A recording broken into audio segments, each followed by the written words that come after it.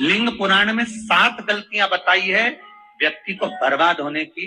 पहली गलती है, उसमें से अगर आप स्वीकार कर रहे हैं ये गलती तो समझ लो कि गलती आपने करी। गंगा जल तो बुलवाया टैंकर भरकर, 21,000 बेलपत्र भी समर्पित कर रहे हो। आप मंदिर के अंदर बैठ गए, दर्शन करने वाला आता रहा, किसी को अंदर प्रवेश नहीं दिया।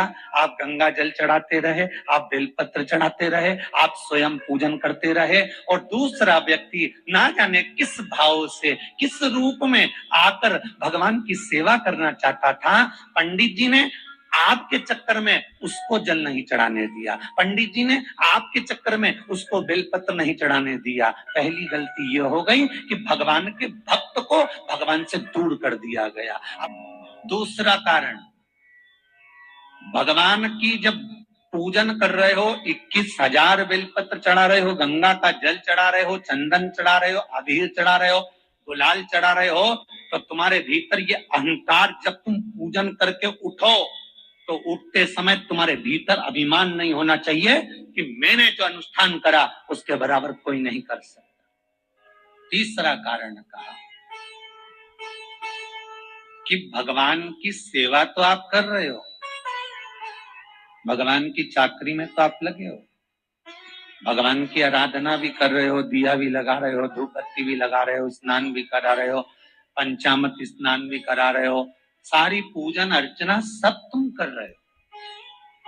पर हो सकता है इस पूजन अर्चना में आप केवल 3 घंटा पूजन करते हो और बाकी के समय किसी न किसी की जीवात्मा को दुख पहुंचा रहे हो। एक कथा में एक बात कही थी कि भले मंदिर में दिया मत लगाओ, भले मंदिर में जाकर धूप बत्ती मत जलाओ, भले मंदिर में जाकर भोग मत लगाओ, भले मंदिर में जाकर जल मत चढ़ाओ, कुछ मत करो, भले भगवान को नए कपड़े मत पहनाओ, भले तुम्हारी मर्जी पड़े भगवान को भोग मत लगाओ, पर शास्त्र कहता है कुछ मत करो, पर एक काम जरूर करना कि किसी के चेहरे पर प्रसन्नता ला देना तो मंदिर में दिया जलाने के बराबर होगा। किसी के चेहरे पर चमक ला देना, प्रसन्नता ला देना तो अगरबत्ती लगाने के बराबर होगा। किसी गरीबड़े के, किसी दुखी के चेहरे पर अगर तुमने प्रसन्नता ला दी तो वो भगवान को कपड़े पहनाने के बराबर होगा। मालूम पड़े तुम मंदिर में पूरी सब्जी बांटो, मंदिर में भोजन कराओ, मंदिर में सारा पकवान चढ़ाओ, और कोई तुम्हारे कारण अगर दुखी है तो तुम्हें वो सुख का भान नहीं हो सकता। तीसरा कारण है हम पाठ कर रहे हैं उसमें त्रुटि। उठा लीजिए दुर्गा सप्तशती। दुर्गा सप्तशती का हिंदी अनुवाद में थोड़ा सा दृष्टांत दिया है, आपको मालूम होगा।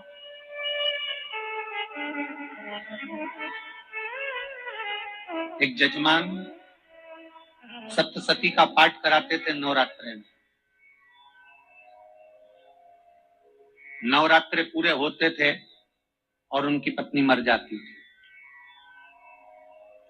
सप्तशती के अंदर लिखा है, बहुत ध्यान से सुनिए। दुर्गा सप्तशती का पाठ कराते थे और पत्नी नवरात्रे के बाद 4 महीना 3 महीने के बाद मर जाती थी।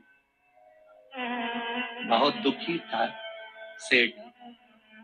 एक शादी करी, दूसरी करी, तीसरी करी, चौथी करी, चौथी पत्नी भी मर गई।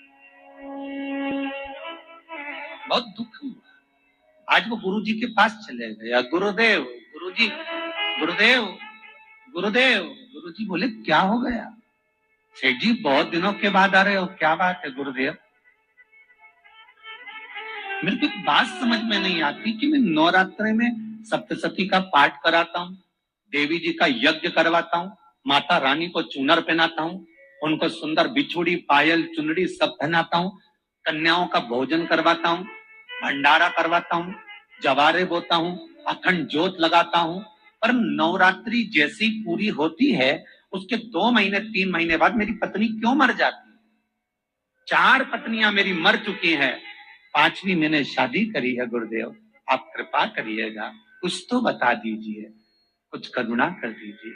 गुरुजी बोले जब तू सब कुछ अच्छा कर रहा है, ज्योत भी जला रहा है, कन्या भोज भी करा रहा है, चुनरी भी चढ़ा रहा है, भंडारा भी कर रहा है, ज्योत भी लगा रहा है, जवारे भी बो रहा है, माता रानी की सेवा भी कर रहा है, अखंड रात्रि व्रत कर रहा है, सब कुछ तूने करा, यज्ञ भी करा, फिर तेरी पत्नी क्यों मर सकती है? ऐसा हो ही नहीं सकता। नहीं गुरुदेव, मेरी 5वीं शादी है गुरुदेव, अब की बार आप कृपा करिए। गुरुजी ने कहा तेरे पंडित जी को अनुष्ठान पर बुला, मैं एक कमरे में बैठकर सुनूंगा सप्तशती का पाठ। गुरुजी अंदर के कमरे में जाकर बैठ गए, ब्राह्मण पाठ करना प्रारंभ करा और ब्राह्मण ने पाठ करना प्रारंभ करा। उसमें एक शब्द आ गया, भार्यंतु भक्षन्तु, भार्यंतु भक्षन्तु। उसमें बोलना था भय पीड़ा को, हे जगत जननी तू भक्षण कर जा। और ब्राह्मण बोलता था भार्या तू भक्षण, मेरी पत्नी को, मेरी भार्या को तू भक्षण कर दे। पंडित जी जैसे ही बोले, गुरु जी बाहर निकल कर आ गए। पंडित जी को रोका, रुकिए गुरुदेव, आप हर साल अनुष्ठान कर रहे हो जजमान के यहाँ और बोल देते भार्यंतु भक्षन्तु, हे देवी तू मेरी पत्नी को खा जा। तो माँ हर बार उस पत्नी को निगल जा। निवेदन, शब्द सुधार लीजिए, शब्द ठीक है,